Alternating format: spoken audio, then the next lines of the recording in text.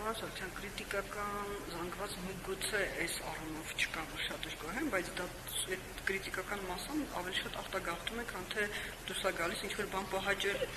չէ՞։ Հրապարակ չեն դուրս գալիս, մենք փախնում ենք մեր խնդիրներից, որտեղ մտածում ենք, այդտեղ չեն կարող լուծել։ Yes, հարցին չունեմ։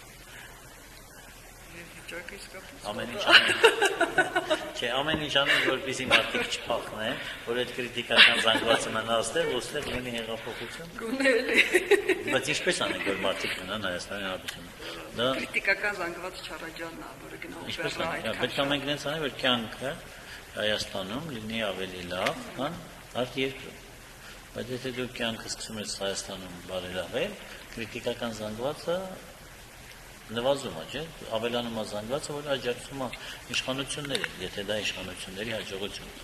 Իսկ եթե իշխանությունները ունենում են անհաջողություն, ժողովուրդը ավելի հակված է իր ձայները տալ ընդդիմությանը։ Ոչ մի իշխանություն հավատացեք ինձ, այդպիսի ցանկություն չունի, այնպես աշխատի, որպեսզի իր